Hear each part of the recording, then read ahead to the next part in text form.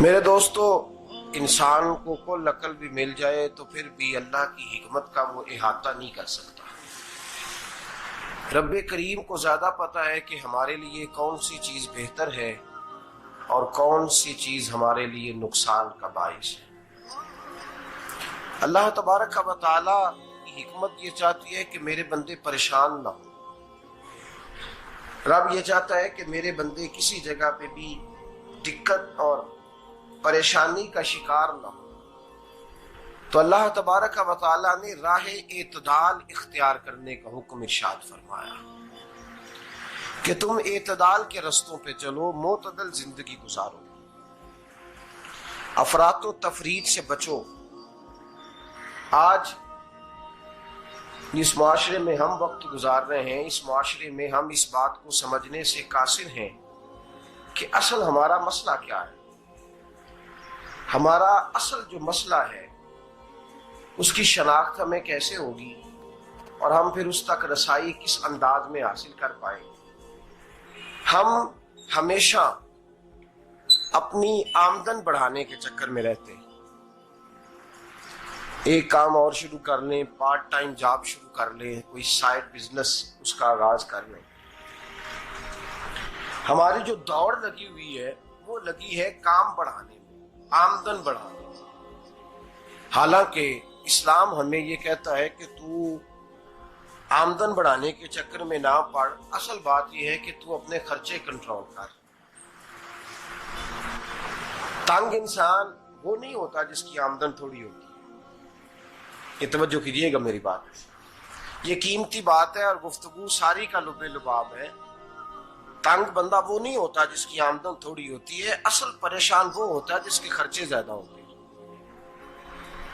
اور ہمارا جو روزمرہ کا نقصان ہو رہا ہے نا، وہ آمدن کے معاملات میں نہیں ہو رہا۔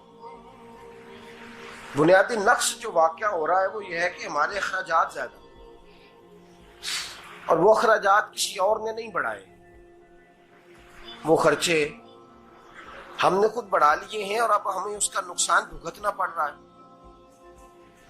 اور اگر آپ صحیح معنوں میں ٹٹولیں تو جو بہت امیر لوگ ہیں وہ تو ان خرچوں سے بچ گئے۔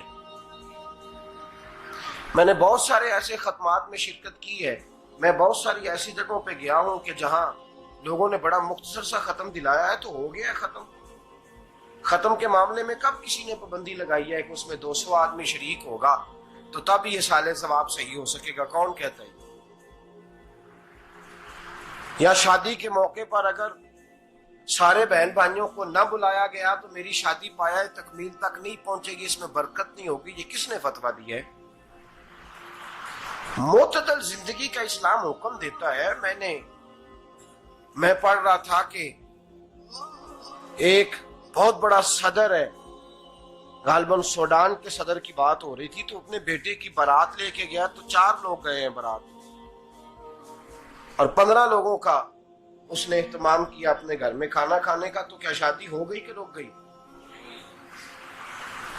تو بھائی راگ الاپنا اس بات کا کہ بڑی پریشانی ہے، کوئی سائیڈ بزنس شروع کیا جائے فلان جگہ فلان جگہ فلان جگہ، تو اصل معاملہ یہ ہے کہ پہلے ایک بندہ کماتا ہے تو پھر بھی گھر ہی چلتا ہے، پھر بڑا بیٹا ساتھ شامل ہوتا ہے تو پھر بھی گھر ہی چلتا ہے، پھر منجلا بیٹا شامل ہوتا ہے تو پھر بھی گھر ہی چلتا ہے۔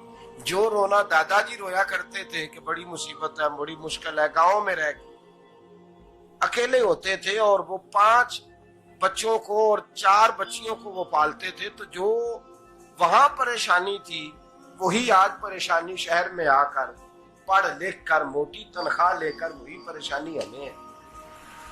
تو میں جس نتیجے پہ پہنچا ہوں اس کو پڑھ کے، قرآن مجید کی چند آیات کو دیکھ کر اور اس مفہوم کی جو حدیثیں کتب احادیث میں پائی جاتی ہیں اور ہمارے بزرگوں نے ہمیں جو مزاج اس حوالے سے دیا ہے، میں اس نتیجے پہ پہنچا ہوں کہ مسئلہ آمدن کا نہیں، مسئلہ خرچے کا ہے۔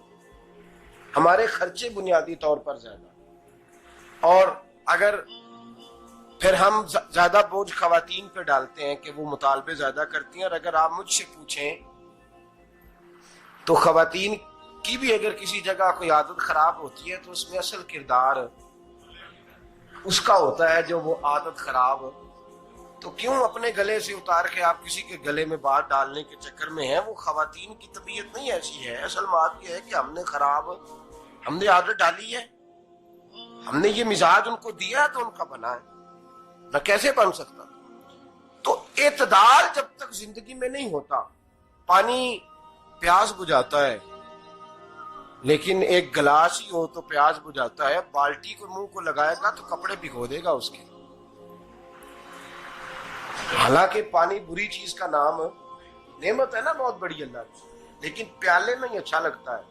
کوئی مٹکا منہ کو لگائے گا تو تانگ ہوگا، پیالہ ہی بہتر ہے اس کے لیے.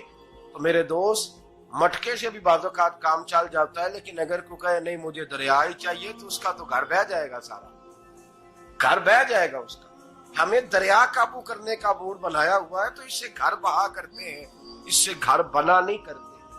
گھر پیالے سے پانی پینے سے بنتا ہے. اگر تو دریا پہ قبضہ کرنے کا موڈ بنائے گا تو گھر بنے گا نہیں، گھر بہ جائے گا. آگ نہ ہو تو کھانا پک نہیں سکتا، لیکن ہلکی آنچ سے کھانا پکتا ہے. اور اگر آنچ تیز کر دی جائے تو جی قرینے قیاس بات کر رہا ہوں، میں عقل سے ماورا نہیں کر رہا. قرینے قیاس سمجھانے کے لیے مثالیں دے رہا ہوں.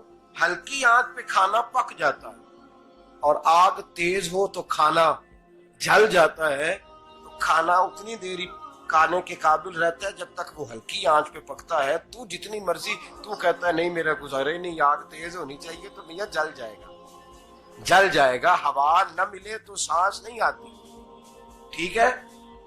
آکسیجن نہ ہو تو سانس ہے، ہوا نہ چلے تو گزارا نہیں ہوتا. لیکن اگر تیز جلے نا،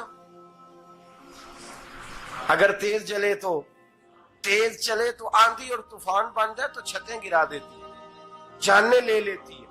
ہم ہیں طوفان کے چکر میں، ہم ہیں دریا کے چکر میں، ہم ہیں بڑے لاؤ کے چکر میں. تو میاں ہلکی آنچ ہی اچھی ہے، یاد رکھ. اور ایک گلاس پانی کا اعتدال سے ملتا رہے تو وہی ملتا رہے، ضرورت کے وقت وہی بہتر ہے.